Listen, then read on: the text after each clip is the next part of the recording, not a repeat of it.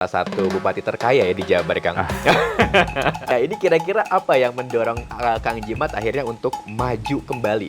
Wayahnya yang keteangan di kamusnya. Apa siapa itu arti dari cacak nangka itu? Oh, bukan main tuh. Saya juga kaget kemarin. Tiba-tiba juru bicara Bapak, Pak Prabowo, all out yang sudah maupun yang akan datang terkait pemekaran bisa cepat terrealisasi. Buka akses jalan.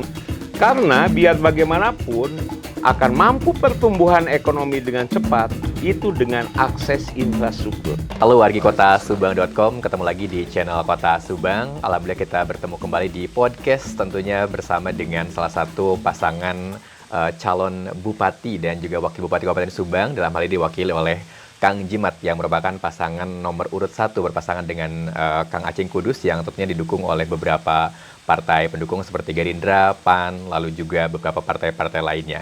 Nah, pada kesempatan kali ini tentunya dalam atau juga menjelang Pilkada 2024 kita tahu bahwa tentunya warga Subang juga ingin mengetahui seperti apa visi misi dari paslon nomor 1 dalam hal ini Kang Jimat, lalu juga seperti apa nanti tentunya untuk program Subang ke depannya, dan tentunya juga untuk wargi kota Subang nanti bisa bertanya-tanya juga di kolom komentar setelah ini tayang tentunya. Siap, Pak Haji, kumaha damang?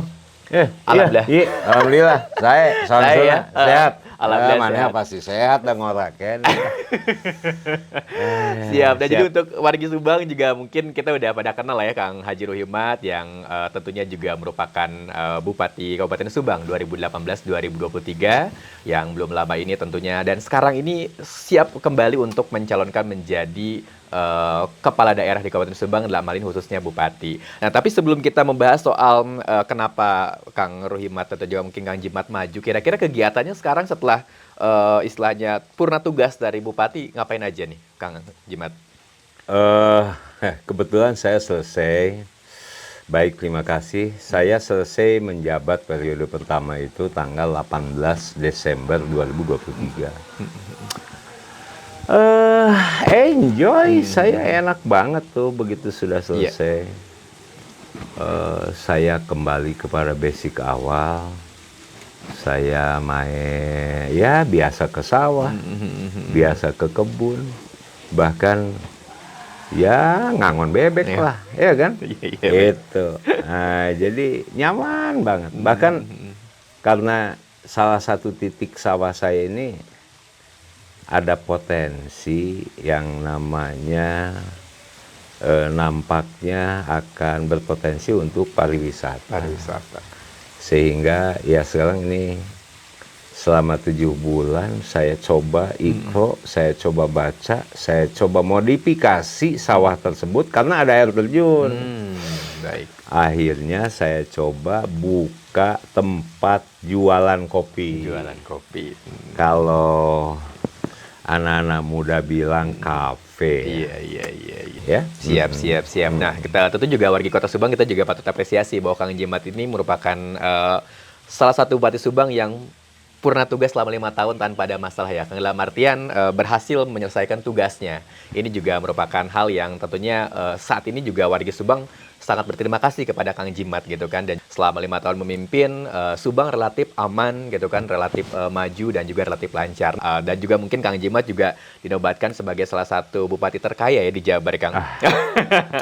Kalau melihat dari LKPN. Nah, ini kira-kira apa yang mendorong Kang Jimat akhirnya untuk maju kembali mencalonkan diri menjadi Bupati Subang untuk periode kedua ini, Kang Jimat? Baik, saya kalau kembali kepada kepentingan pribadi, kalau saya mau egois pribadi, itu yang saya nyatakan masa lalu, saya tidak lagi berminat untuk maju kembali, mencalonkan kembali, jadi bupati kembali dulu ya. Namun, waduh, bukan main ya. Demikian banyak sekali, baik tokoh masyarakat, kemudian anak-anak muda. Ternyata banyak sekali yang memperhatikan akan apa hasil dari yang saya jalankan selama 5 tahun, selama 1 periode. Nah, di antaranya kurang lebih mereka menyimpulkan karena mendengar saya tidak mau mencalonkan, waduh, bukan main tuh. Berbondong-bondong datang meminta saya, bahkan sampai-sampai maaf. Tadinya kan sama keluarga saya pun, anak saya, istri saya sudah tidak mengizinkan lagi. Namun demikian banyaknya yang meminta untuk saya melanjutkan lagi, mencalonkan lagi. Akhirnya saya mencoba merenung. Dengan bahasa mereka yang meminta, Ji, dimohon kesediaan karena jangan sampai, maaf nih, bahasa Subang, apalagi bahasa kampung saya, Ji, jangan sampai cacag nangkaeun. Wayahnya yang keteangan di kamusnya, apa siapa itu arti dari cacag nangkaeun. Kemudian anak-anak muda juga banyak yang bicara, Pak Haji, mohon maaf, jangan sampai lain koki, lain masakan.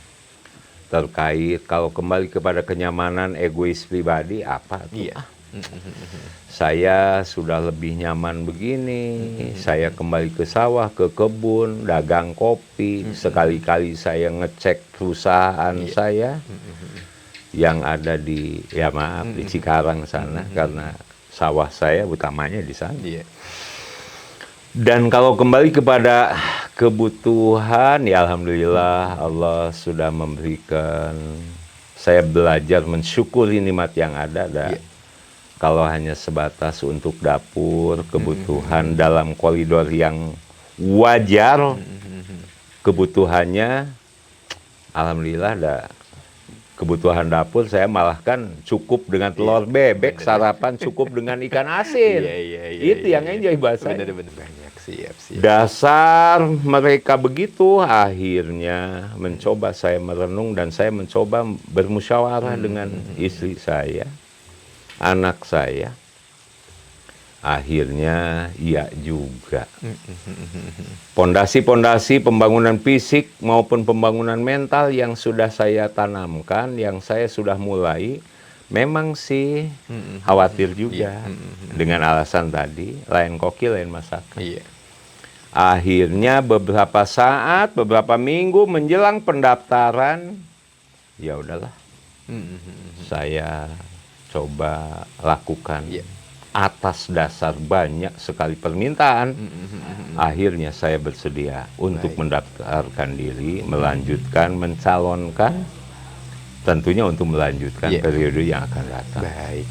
Baik. Itu. Nah ini juga menarik Pak Haji. Pak Haji ini kan tentunya diusung oleh, katakanlah didukung langsung ya oleh Presiden terpilih Pak Prabowo Subianto, karena juga didukung oleh Partai Gerindra juga. Dan Pak Haji juga pada sebelumnya sempat dikatakan juga oleh jubirnya Pak Prabowo, yaitu Mas Daniel, bahwa kita harus mendukung pasangan Jimat Aku ini untuk untuk pembangunan dan juga kemajuan Subang. Karena pertama, ketika Pak Haji misalnya nanti kembali dipercaya untuk memimpin Subang, tentu sinergitas dengan pusat ini kan bisa dikatakan berjalan dengan baik.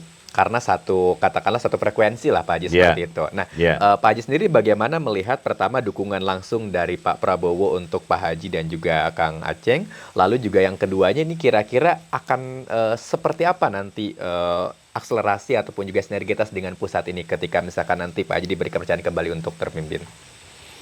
Oh, bukan main tuh. Saya juga kaget kemarin. Tiba-tiba juru bicara Bapak, Pak Prabowo, itu sampai ya katakanlah menghimbau ya untuk mendukung pasangan saya. Yang pertama tentunya saya ucapkan terima kasih kepada Bapak, Pak Prabowo. Ya, saya memiliki keyakinan beliau ini berpesan kepada jubirnya, yang mana untuk mendukung saya dan Haji Aceng Kudus. Yang pertama, terima kasih atas kepercayaan saya diberikan rekomendasi dari Partai Gerindra. Ya. Nah, yang kedua, saya memiliki keyakinan Bapak, Pak Prabowo, itu apal betul nampaknya. Sebab ketika waktu kampanye Bapak, Pak Prabowo, saya sampai ikut kampanye di Kabupaten Majalengka. Oh, siap. Nah, ketika itu ya maaf, Iya, saya iya. ditanya. Ya kebetulan waktu itu dengan Bang Ara ya. Iya. Ya. Kemudian ditanya oleh beliau berapa persen kan gitu. Nah, saya memiliki keyakinan karena aura dan kepercayaan rakyat Subang kepada Bapak, Pak Prabowo ini cukup antusias, cukup tinggi sehingga saya pun tidak semata-mata mengucapkan janji. Iya. Ucapan kesanggupan 70%, tapi terbukti juga. Hasil yang pertama tentunya. Ya, yang utamanya sih atas kepercayaan rakyat Subang kepada Pak Prabowo sampai-sampai mampu melampaui 74% lebih. Iya kan? Betul. Nah, dengan demikian, wah, bukan main ini. Saya optimis sekali sinergitasnya. Iya. Yang pertama, kepercayaan rakyat Subang kepada Pak Prabowo tertinggi di Jawa Barat, bahkan tertinggi loh di Indonesia. Iya kan? Betul. Lah kenapa tidak? Ke depan, ya masa sih, ya gitu. Seorang bapak tidak memperhatikan untuk baik sinergitas, kesinambungan, terlebih-lebih Kabupaten Subang. Banyak proyek nasional. Betul. Dan itu mungkin tentunya akan sangat masih membutuhkan support dari anggaran pusat. Lah kita sudah punya modal bagus ini. Kenapa tidak? 74% saya akan jadikan bahan untuk lobby kepada Bapak. Kepada Pak Presiden nanti, ke Pak Prabowo. Iya kan? Betul. Untuk membangun Subang. Ini kita masih sangat membutuhkan bantuan. Kan itu terlebih-lebih termasuk rencana pemekaran Kabupaten Subang. Itu pun mudah-mudahan mendapatkan support dari pusat untuk secepatnya terrealisasi. Nah, karena apa? Baik secara kedinasan maupun pribadi lah mungkin saya ke Bapak Pak Prabowo untuk melobi supaya pemekaran Kabupaten Subang cepat terrealisasi. Karena kalau kita sudah terjadi pemekaran, apa keuntungannya? Gini masalahnya. Andaikan APBD kita support dana dari pusat ini, andaikan masa lalu 3 triliun lah ya, satu kabupaten. Subang untuk 30 kecamatan. Tapi kalau sudah dimekarkan, iya kan? Betul. Otomatis induk dapat 3 triliun. Kemudian untuk pemekaran pun dapat 3 triliun. Namun alokasi dana 3 triliun untuk 16 kecamatan, 3 triliun untuk 14 kecamatan. Itu pula yang membuat saya betul-betul all out yang sudah maupun yang akan datang. Untuk bagaimana caranya terkait pemekaran bisa cepat terrealisasi. Baik. Dengan demikian membangun ini kan biayanya besar, tapi wilayahnya lebih sedikit. Betul. Kan gitu. Kalau sekarang biayanya segono, iya kan? Dibagi 30 kecamatan, kan jadi hasilnya sedikit. Iya, belum maksimal jadinya Pak Haji. Tidak maksimal. Siap. Gitulah kurang. Baik. Nah ini juga terkait dengan pembangunan Pak Haji, kan di zaman Pak Haji kemarin ketika pemimpin juga banyak pembangunan infrastruktur yang dibangun ya. Salah satunya adalah beberapa jalan seperti jalan lingkar Jalan Cagak, lalu juga terutama jalan ini Pak Haji, Serang Panjang Cipendei. Kalau menurut Pak Haji sendiri ini seberapa penting sih jalan dari Serang Panjang menuju ke Kecamatan Cipendei ini Pak Haji, tentunya untuk pertumbuhan ekonomi masyarakat Subang ini? Waduh, bukan main ya. Kenapa saya lebih eksis kepada ketika menjabat periode pertama, buka akses jalan.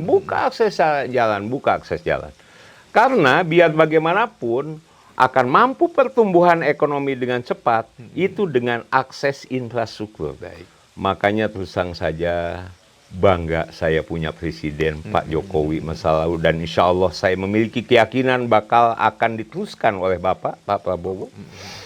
Karena biar bagaimanapun sangat diutamakan akses jalan. Pertumbuhan ekonomi akan tumbuh. Termasuk begini, kita ini seperti diketahui ada pelabuhan Patimban. Iya, betul. Iya kan?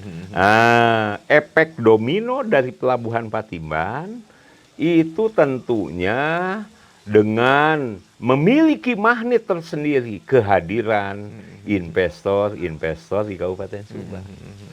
Nah, otomatis insya Allah optimisme ini dengan banyaknya investor, lapangan pekerjaan pun akan lebih banyak lagi, akan lebih optimis pengangguran. Kalau banyak perusahaan itu akan tentunya akan tumbuh berkembang, pengangguran pun mudah-mudahan yakin saya ke depan akan terserap menjadi tenaga kerja, lapangan pekerjaan banyak. Namun sekalipun ada pelabuhan, banyak kawasan industri, itu kan harus kita persiapkan.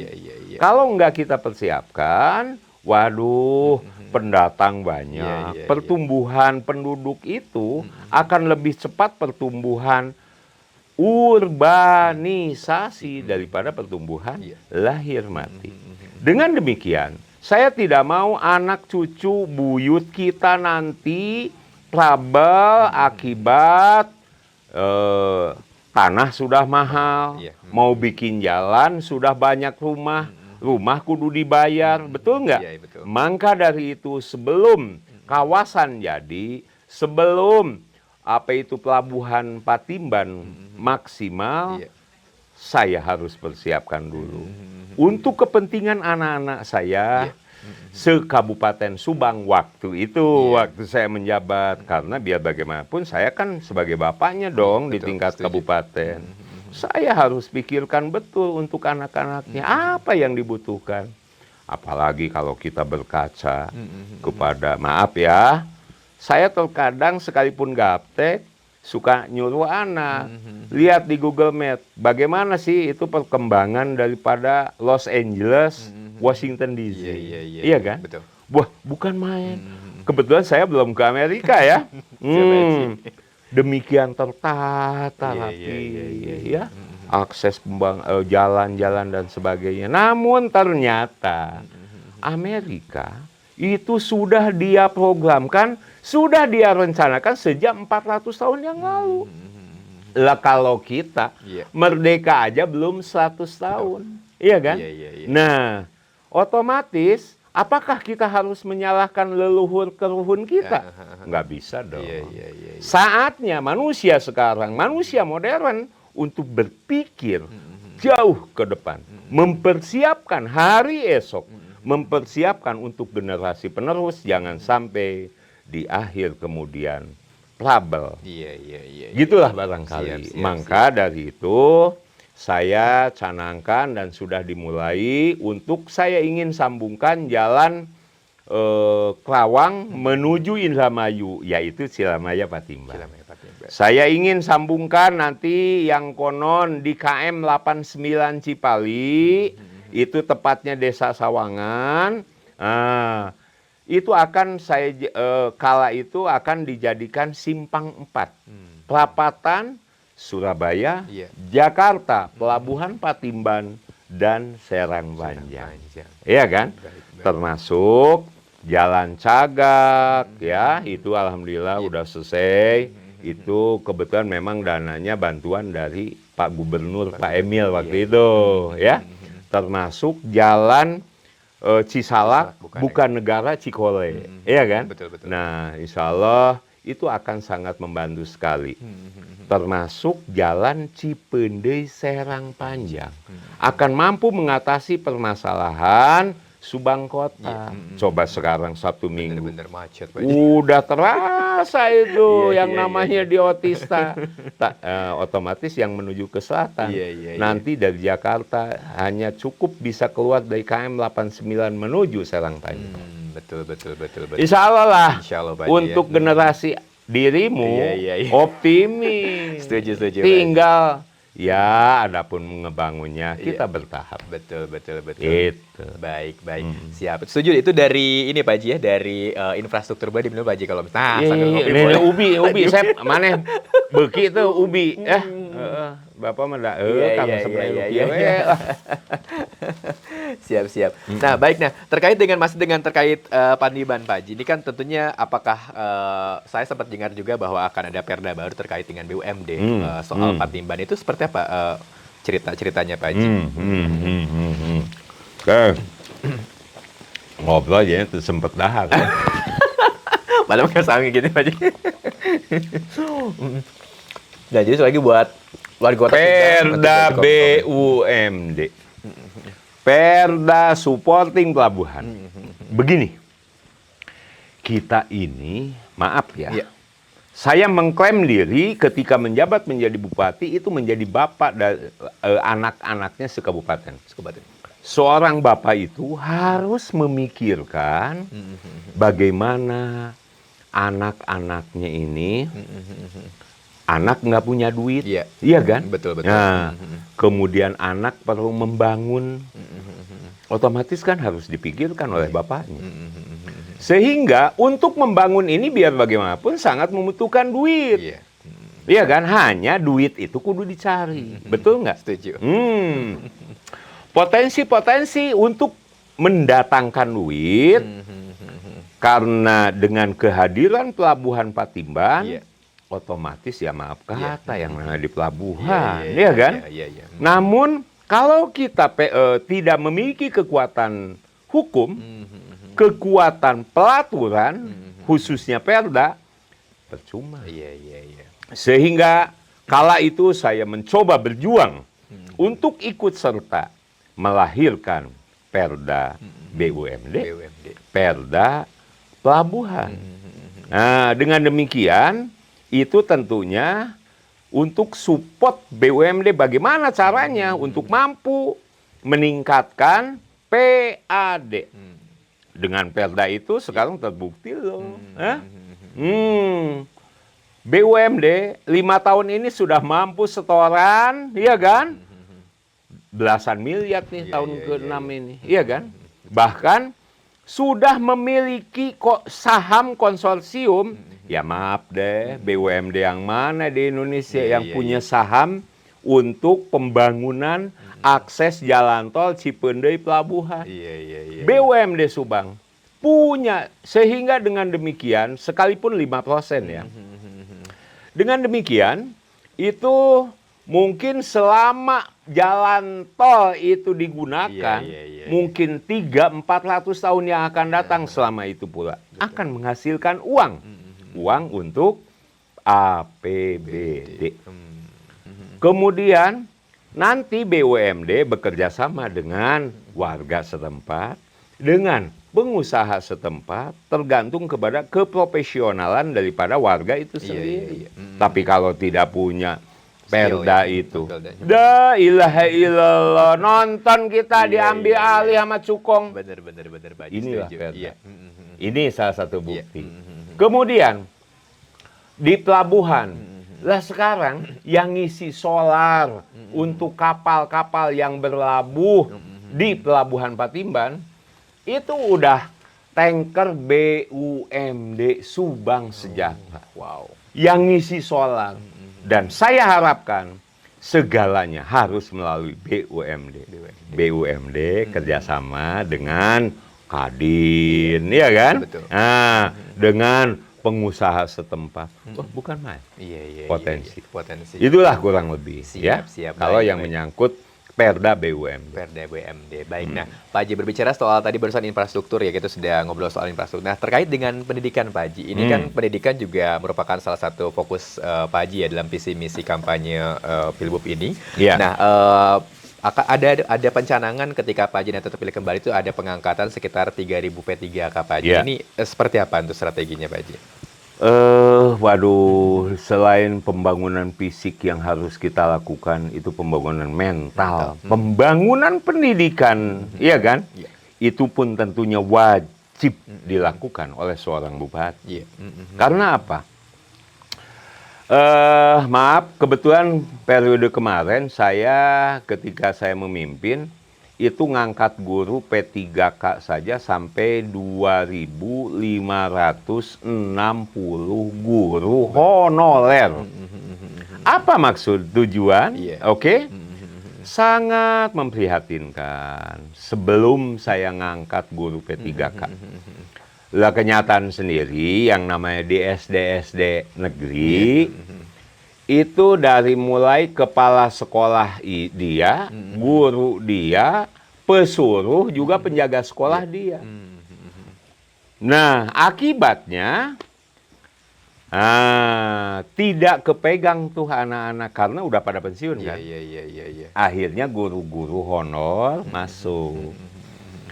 Tapi guru honor pun itu ya ampun mengenaskan dengan gaji 300.000 sebulan, 500.000 sebulan, mungkin kalau di daerah kota ada yang sampai 700.000. Tapi bagaimana nasib seorang guru ngajar gajinya hanya 300.000, 500.000 atau 700.000? Akibatnya dia sedang enak-enak ngajar, iya kan? Betul. Oleh istrinya ataupun oleh suaminya, iya kan? Pada umumnya kalau yang suaminya yang ngajar nih sebagai guru honorer yang gajinya 300.000, lah jam 10 udah di chatting sama istrinya, iya kan? Kang, nggak punya beras ini buat nanti sore, wajar. Leweng dia mengabdikan diri dengan gaji 300.000, gaji 300.000 mau cukup dari mana? Bener. Akibatnya si guru tersebut dapat chatting jam 9, jam 10 dari istrinya. Lah ditinggal itu anak murid. Iya kan? Nah, anak murid itu tentunya dikasih PR sama guru. Bahasa Pak Guru, anak-anakku, kalian kerjakan nih ya PR dari Bapak. Bapak ada ini nih, WA, ada chatting, harus rapat di kantor dinas kecamatan. Padahal bukan rapat di kantor dinas. Dia berangkat ngojek dulu lah daripada anak istrinya kagak makan. Bener. Gitu. Sehingga dengan kejadian itu Bapak berpikir, waduh bagaimana ini anak bangsa kami. Dengan anak-anak SD dikasih PR, lah anak-anak SD dikasih PR. Iya kan? Gitu. Akhirnya bukan ngerjain PR dia, tapi tibang lelumpatan di dalam kelas bangku yang rayon. Akhirnya saya berpikir, waduh bagaimana anak bangsa ini kalau seandainya seperti ini. Nah dengan demikian, mau tidak mau, saya harus lakukan gebrakan untuk ngangkat guru P3K. Sekalipun itu P3K, ya kan, bukan pegawai negeri, gajinya 4 juta, UMR, iya kan? Betul. Kalau nggak bener ngajarnya itu guru, iya kan, lah kebangetan. Itulah barangkali, ya. Baik. Nah, jadi mudah-mudahan dengan gaji 4 juta lah, insya Allah kualitas anak bisa tentunya menyongsong hari esok penuh dengan optimisme. Siap. Itu harapan saya. Seperti itu Pak Haji untuk P3K. Baik. Nah dari segi keagamaan nih Pak Haji, Pak Haji juga punya gebrakan ya. Ini ada umroh gratis dan juga program Maghrib Mengaji Pak Haji. Nah ini kenapa ini begitu penting untuk program Pak Haji ke depan Pak Haji? Begini ya Allah, saya sangat khawatir ya dengan kondisi anak-anak muda sekarang. Karena kalau masalah kepintaran, cukup pintar mereka. Contoh seperti halnya dengan ini. Betul. Tapi handphone itu tidak bisa membuat moral manusia, iya kan? Terlatih, terdidik. Sehingga satu-satunya jalan, alhamdulillah itu perda yang menyangkut pondok pesantren. Seminggu sebelum saya lengser, ya alhamdulillah dengan para anggota dewan sudah terselesaikan. Sudah saya tanda tanganin. Namun tinggal perbubnya. Perbub Dan tentunya ini himbauan juga kepada pemirsa, khususnya masyarakat Kabupaten Subang. Nanti insya Allah kalau saya sudah menjabat, saya sangat membutuhkan untuk support dari masyarakat untuk implementasi daripada Perbup Maghrib Mengaji. Harapan saya, kita semua orang tua untuk betul-betul memperhatian betul kepada anak-anak usia dini, ya. Dalam arti kalau sudah anak pas waktunya maghrib, bagi anak-anak usia SD, SMP, saya minta untuk sama-sama sepakat, tidak boleh di saat maghrib pegang handphone. Di saat maghrib masih keluyuran di sana di sini. Saya harapkan anak-anak tersebut masuk ke musola, masuk ke masjid, dan berada ataupun berada di lokasi guru-guru ngaji. Untuk mengaji. Ini dalam rangka apa? Tentunya untuk pembentukan moral.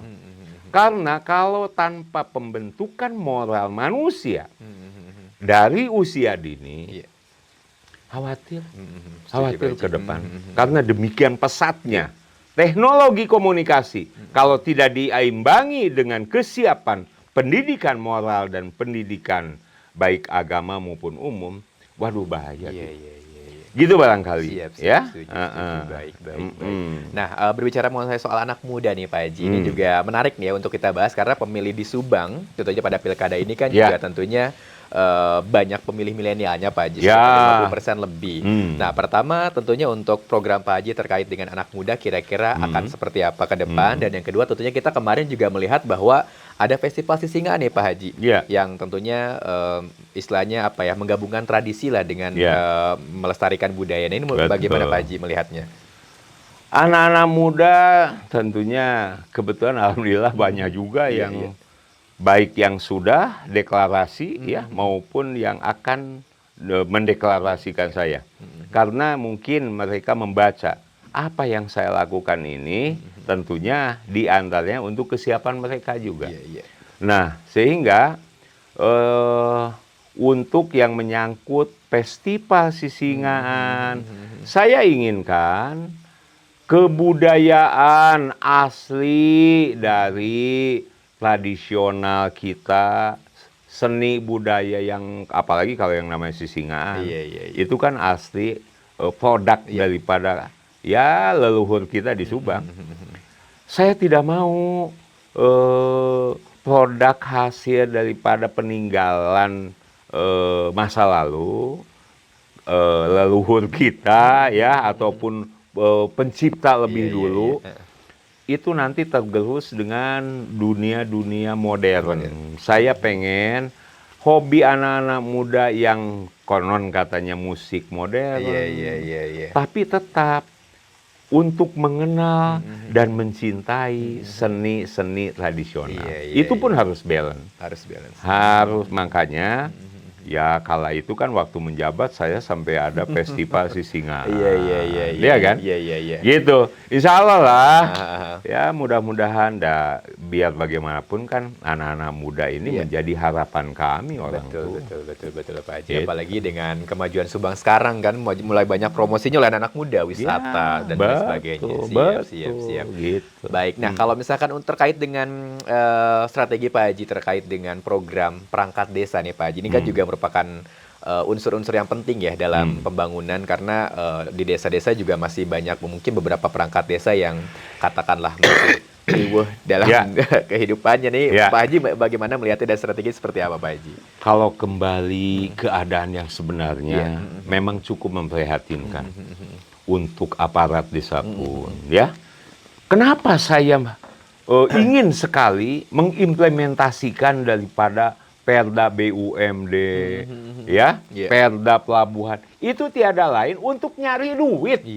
Harapan saya, itu untuk meningkatkan daripada tunjangan-tunjangan, waduh di desa ini, apalagi yang namanya RT, RW, iya kan? Betul. Plus BPD, LPM, sangat memprihatinkan tunjangannya. Insya Allah mudah-mudahan saya ingin dengan berusaha semaksimal mungkin mencari duit, implementasi dari Perbub itu, tentunya kalau sudah meningkat PAD-nya, iya kan? Harus saya tingkatkan itu, yang namanya tunjangan-tunjangan daripada aparatur desa, iya kan? Betul. Itu memprihatinkan, termasuk gaji guru ngaji pun, wah bukan main, iya kan? Betul. Saya inginkan mereka ditambah honornya, iya kan? Betul.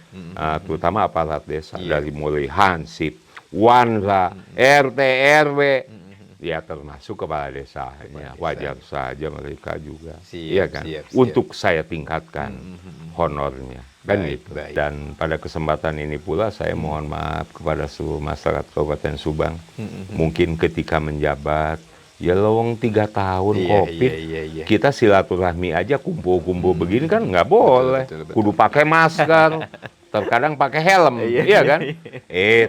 Itulah barangkali. Siap. Ya? Baik, Pak Haji, terakhir apa yang ingin disampaikan kepada masyarakat Subang terkait dengan visi besar Pak Haji untuk Subang ke depan, Pak Haji, sekaligus juga tentunya untuk menyapa masyarakat Subang, yakinkan masyarakat lah begitu. Saya berharap mendapatkan support nanti insya Allah kalau saya sudah menjabat lagi terkait implementasi daripada saya ingin bagi anak-anak itu akan saya siapkan reward untuk hadiah umroh bagi yang mampu tahfidz Al-Quran minimal 10 surat, ya. Saya akan siapkan untuk memacu mereka biar keimanannya otomatis dengan belajar ngaji dan sebagainya akan memacu anak-anak belajar sehingga saya siapkan reward untuk program umroh gratis, iya kan? Baik. Sekaligus pada kesempatan ini pula mungkin terakhir ya. Iya, betul Pak Haji. Insya Allah mohon doa restu kepada seluruh masyarakat Kabupaten Subang. Insya Allah saya akan siap mengemban amanah yang akan dipercayakan kepada saya. Dan saya akan jaga baik-baik seperti halnya kemarin periode pertama. Mungkin demikian, terima kasih. Salam saya untuk semua warga Kabupaten Subang. Hatur nuhun. Assalamualaikum warahmatullahi wabarakatuh. Waalaikumsalam warahmatullahi wabarakatuh. Baik, mantap, luar biasa sekali ya. Wargikotasubang.com, itu dia obrolan kita dengan Kang Jimat yang tentunya merakyat dan berpengalaman tentunya, di mana obrolan ini mudah-mudahan bisa menjadi pelajaran dan juga pemahaman bagi masyarakat Subang ketika nanti Pilkada memilih wakilnya tentunya untuk memimpin Subang kembali pada periode 2024-2029. Terima kasih banyak sudah menyaksikan podcast ini dan juga Kang Haji, hatur nuhun pisan atas waktunya sami-sami, sudah hadir, Pak. Baik. Dan kita ketemu lagi tentunya di podcast selanjutnya. Wassalamualaikum warahmatullahi wabarakatuh.